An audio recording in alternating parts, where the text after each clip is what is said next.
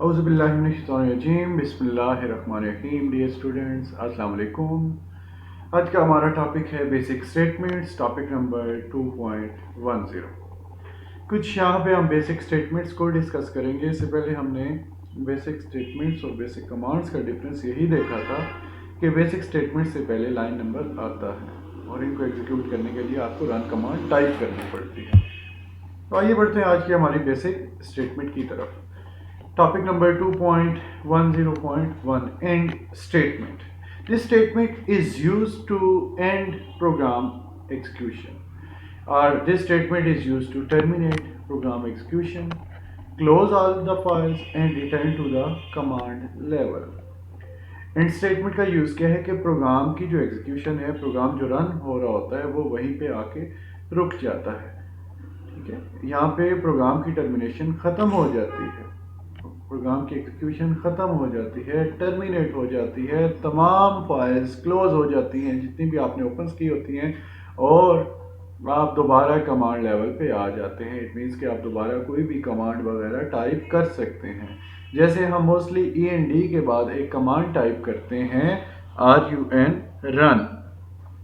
END statement हमने basic programme का जब स्ट्रक्चर देख रहे थे तो वहाँ पे भी हमने सेकंड पॉइंट यही देखा था कि एंड स्टेटमेंट को आप प्रोग्राम के आखिर में यूज़ कर सकते हैं, लेकिन ये मैंडेटरी नहीं है। इस स्टेटमेंट को यूज़ करना कभी भी कंपलसरी नहीं होता।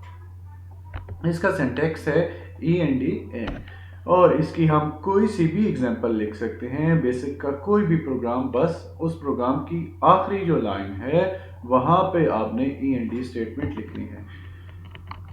जैसे यहाँ पे उस END स्टेटमेंट की अगर हमने एग्जांपल ही कोड करनी हो तो हम ये रिमार्क्स की ही एग्जांपल कोड कर लेते हैं कि जैसे यहाँ पे लाइन नंबर 70 पे END एंड का यूज़ आ रहा है। तो रिमार्क स्टेटमेंट देखते हैं जी क्या है। REM statement, this is non executable statement. पहली बात ये आपने माइंड में रखनी है, इंपॉर्टेंट बात है, ये नॉन एग्जीक्यूटेबल स्टेटमेंट है। इट मीन्स के GW बेसिक इस स्टेटमेंट को रन नहीं करेगा and is used to add explanatory remarks in the program. Explanatory remarks means additional आप कोई चीज़ प्रोग्राम में ऐड करना चाह रहे हैं जो आप अपनी सहूलत के लिए, ताकि उसको जो भी प्रोग्रामर या यूज़र पढ़े उस स्टेटमेंट को तो इजीली उसको अंडरस्टैंड कर पाए। सिंटैक्स इसका क्या है कि आपने REM रिमार्क्स ये कीवर्ड लिखना है और उसके बाद आपने कोई से भी रिमार्क्स ऐड कर देने हैं, या सिंगल कोट्स आपने ऐड करने हैं और उसके सामने रिमार्क्स ऐड कर देने हैं। इनका यूज़ ऐसे है कि लाइन नंबर 10 में इस एग्जांपल की देखें, REM एक वर्ड यूज़ हुआ है और उसके बाद this program calculates the average of two numbers. ये बिल्कुल इसी सेंटेक्स की एक एग्जांपल है। ये जो प्रोग्राम है यहाँ पे दो नंबर्स की हम एवरेज कैलकुलेट करें, आप देखें तो आप ये लाइन नंबर 10 ना भी लिखें फिर भी ठीक है, लेकिन क्या हुआ कि आप लाइन नंबर 10 को पढ़ने से, देखने से हमें इस बात का अंदाज़ा हो गया है कि इस लाइन में कोई ना कोई एक्सप्लेनेशन है। इस लाइन से हमें ये पता चल गया है कि जो प्रोग्राम हमारा आ रहा है वो किस बारे में है। अब प्रोग्राम को अंडरस्टैंड करना बड़ा आसान हो गया है कि दो नंबर्स, कोई से भी दो नंबर्स होंगे और उनकी हम एवरेज फाइंड आउट कर रहे होंगे।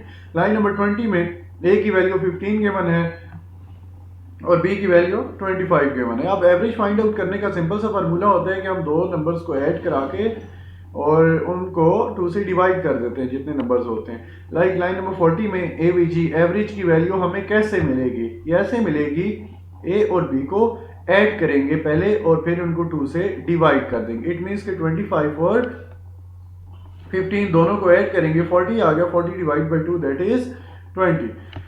तो लाइन नंबर 50 में हमें अगेन एक रिमार्क्स ऐड करा रहे हैं, रिमार्क सिंगल कोट्स के साथ यहाँ पे एक एडिशनल ऐड है, डिस्प्ले द एवरेज। अब इससे ऊपर जो आप काम कर रहे थे वो एवरेज को कैलकुलेट कर रहे थे, अब एवरेज को हम प्रिंट आउट करेंगे, डिस्प्ले करेंगे। लाइन नंबर 60 में देखें तो एक प्रिंट स्टेटमेंट यूज हुई है, PRINT प्रिंट स्टेटमेंट, और स्क्रीन पे एक मैसेज डिस्प्ले होगा, एवरेज इक्वल्स टू, जो भी आप डबल कोट्स के अंदर लिखते हैं चीज़ प्रिंट स्टेटमेंट के साथ वो एज इट इज़ आपको डिस्प्ले होगी, और सेमीकोलन लगाने के बाद एक वेरिएबल का नाम लिखा है, वेरिएबल है एवरेज, और इस एवरेज में जो वैल्यू हमारे पास अभी स्टोर है दैट इज यहाँ पे जो हमें लाइन नंबर 40 में वैल्यू मिली थी वो है 20। तो हमें जो आउटपुट डिस्प्ले होगी वो होगी एवरेज इक्वल्स टू 20। इस एवरेज की वैल्यू एवीजी की वैल्यू प्रिंट आउट हो जाएगी। ये खुद अब प्रिंट आउट नहीं होगा क्योंकि ये डबल कोड से बाहर है। यहाँ पे प्रोग्राम एंड हो रहा है और आपको स्क्रीन पे जो मैसेज डिस्प्ले हो जाएगा सिंपली वो एवरेज इक्वल टू 20 डिस्प्ले होगा। अब आपने जो चीज़ यहाँ पे देखनी है रिमार्क स्टेटमेंट की, क्योंकि एग्जांपल है यहाँ पे आपको ये बताया जा रहा है कि लाइन नंबर 10 और लाइन नंबर 50 दोनों रिमार्क्स की रिप्रेजेंटेशंस कर रही हैं। यहाँ पे दोनों जो स्टेटमेंट्स हैं वो रिमार्क स्टेटमेंट को रिप्रेजेंट करती हैं। इससे हमारे कोड की रीडेबिलिटी उसको समझना बड़ा आसान हो जाता है।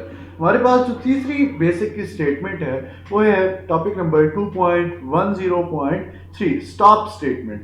This statement is used to terminate program execution temporarily, कि आप प्रोग्राम की एग्जीक्यूशन पक्की रोकते नहीं हैं, वहाँ पे प्रोग्राम की एग्जीक्यूशन टर्मिनेट नहीं कर देते कम्प्लीटली, बल्कि टेम्परेरीली उसको क्लोज करते हैं, रिटर्न टू कमांड लेवल और दोबारा कमांड लेवल पे आ जाते हैं। इसका सिंटैक्स क्या है? आप सिंपली STOP स्टॉप लिखते हैं।